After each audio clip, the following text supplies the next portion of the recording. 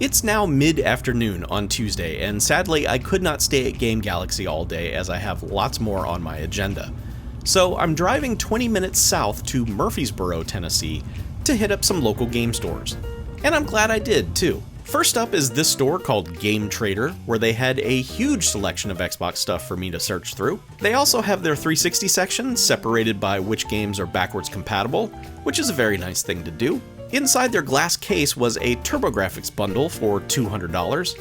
I really would like to own one of these someday, but I'm just not ready for these kinds of prices just yet. Yes, I realize they will only get worse, but hey, maybe I will get richer. Two of my favorite Xbox games right here in the middle of this selection, and one that I don't think is legal to sell anymore, but whatever, I'm not the guy game police. Some crazy expensive Saturn games up here, as well as some imports throughout the case. More than you would expect to see in a Tennessee video game store, that's for sure.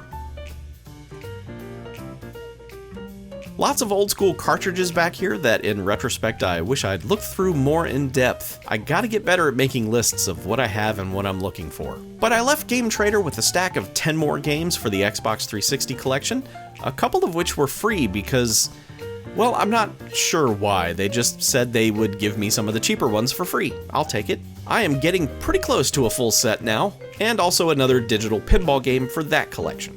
I would get even closer to completing the Xbox 360 collection down the road at Play and Trade, where their 360 selection was smaller, but they still had some discs that I needed. I was really happy to be able to cross Raiden Fighters off my list. That one's been elusive.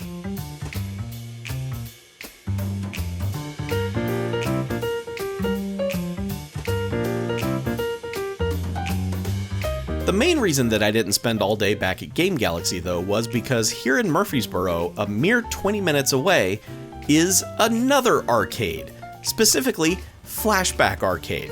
And while not as huge as Game Galaxy, it's still larger than anything within 100 miles of my house, and that's unfair. You've got it really good up here, Tennesseans, people from Tennessee. They have several rows of pinball machines, including some classic favorites and lots of the newest tables.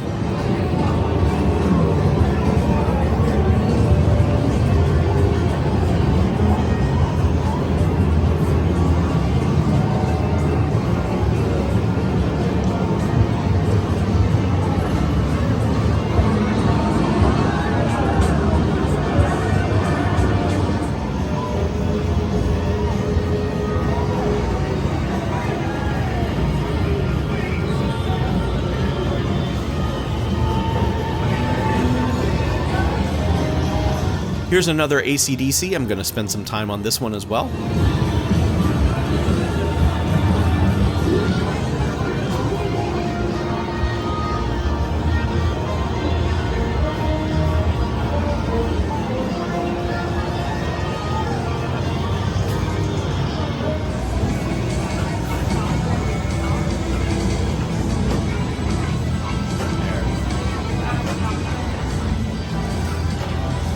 Sadly, there's a whole row and a half that are powered off. I guess they're not working. That's a bummer.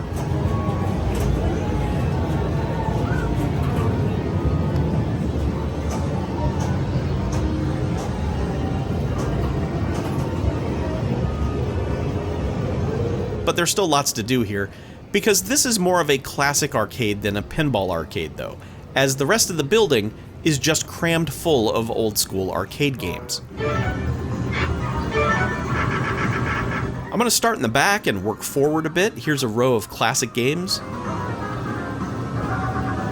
with a row of brawlers and beat-em-ups on the opposite side.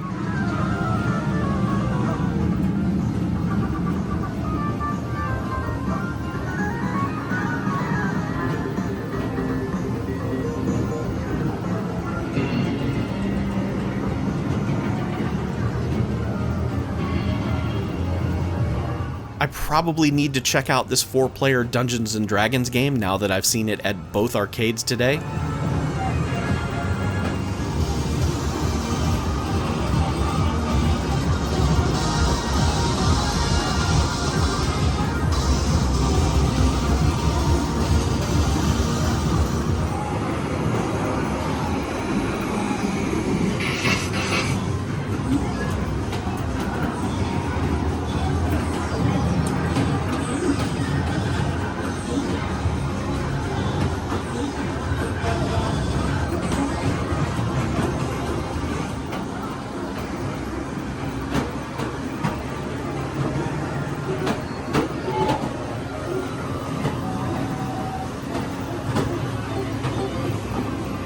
Here's a Data East arcade game called Gondomania. I've definitely never heard of that one. I need to look into this.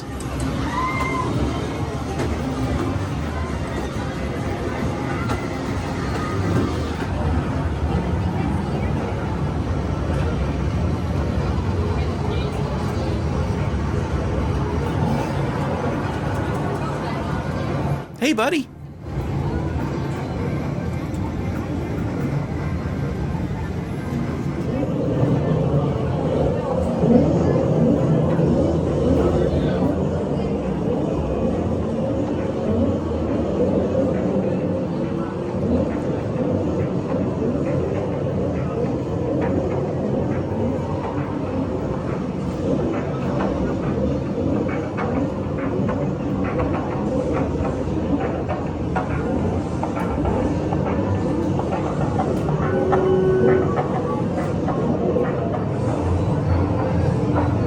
There's a lot of nice machines all throughout this place, well maintained too. Here's all your more modern game room type things.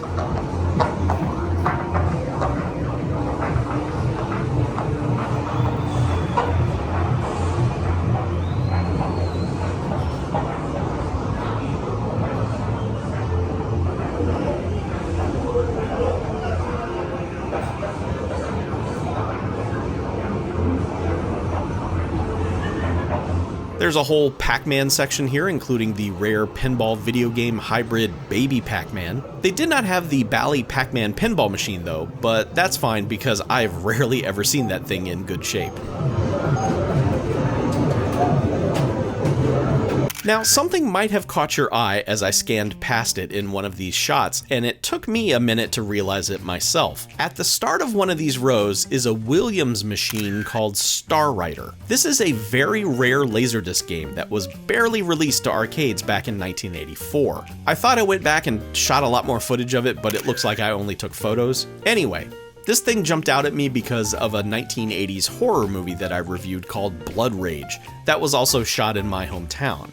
There's a scene in that movie where a couple of the characters are clearly playing a Laserdisc game that I had never seen before, but they were doing so on a home console. This got me crazy curious, which led me to do a ton of research on Star Rider. So it's wild to finally see and play one in person. The game has fully operational handlebars, a motorcycle-type throttle with constantly variable speed control, turbo button, and a 2-level brake. And, for the first time ever, the incredible simulation of a rear-view mirror, providing an additional dimension and strategy of play. The backgrounds of this futuristic motorcycle racing game are playing from the Laserdisc, while the actual game graphics of you and the other racers are playing on top of that footage. Playing it today for the very first time, it's not a great racing game. You barely feel like you're in control, and it's hard to get any momentum going because crashing is so very common. But it's interesting as hell and one amazing bit of rare gaming history tucked away in this unsuspecting arcade in Tennessee. Elsewhere in the arcade, this was now the second time I've seen this G.I. Joe arcade cabinet in my life, both times now on the same day. I guess I need to play this also? Well, I'll be damned. Not only is there a working Dragon's Lair machine on site here, but there's a working Dragon's Lair 2 right next to it. It's a vacation miracle. Lots of classics that you would expect to see in a retro arcade are here, which is good because people want the games they remember. But as you've seen, there's also a healthy dose of the weird stuff here too, like this Konami game called Metamorphic Force?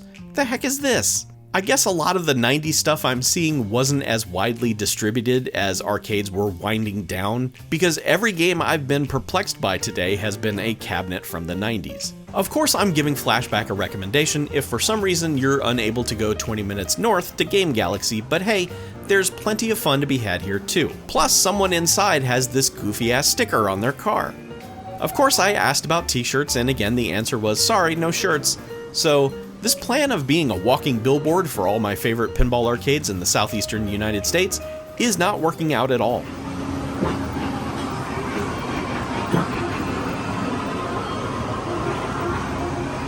Oh well, time to head on though, and it's a 75-minute drive south to Chattanooga, Tennessee for the evening. Now, you'll have to forgive my amazement during this stretch of the trip because I'm a Florida boy where everything is flat and stupid. But driving around mountain ranges is insane. Everyone goes 100 miles per hour up the mountain, and then downhill when it gets curvy, everyone drops down to about 15 miles per hour. That's good, I suppose, don't get me wrong.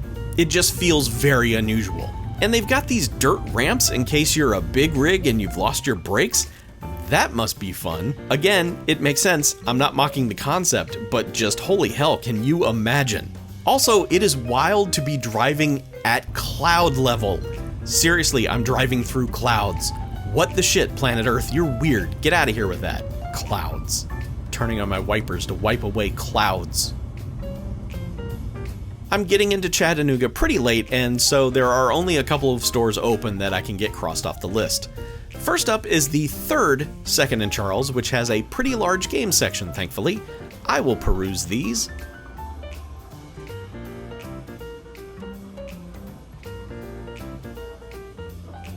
I spy a copy of NCAA Football 14 here, and let's see if they've gotten the memo that it's no longer as valuable now that the series has started up again. Oh no, it's $100. They did not get that memo.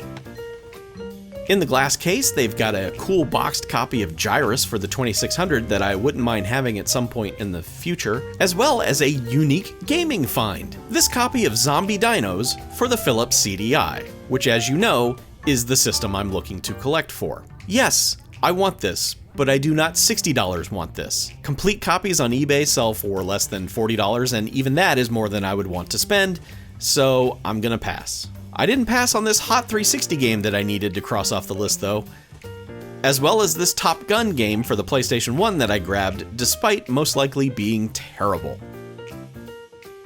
Then finally for the night is the main reason I decided to stop in Chattanooga in the first place.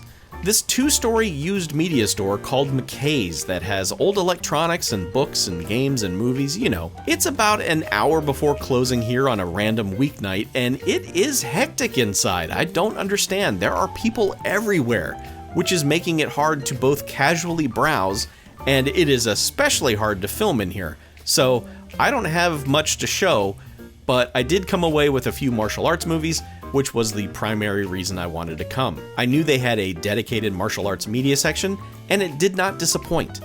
And also one more Xbox game towards the full set. And that will conclude Tuesday's adventures. What goodies does Wednesday have in store for us as we head back down south into Georgia? Come back next time to find out. Thank you for coming along with me on this journey. I appreciate your interest, and I will see you back here for the next episode.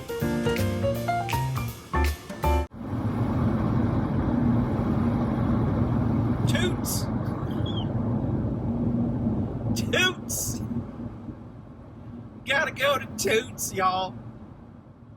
Y'all, we gotta go down to Toots, load up on some chili cheese fries and some bacon burger. You know. At the Toots. Toots. Toots. Toots.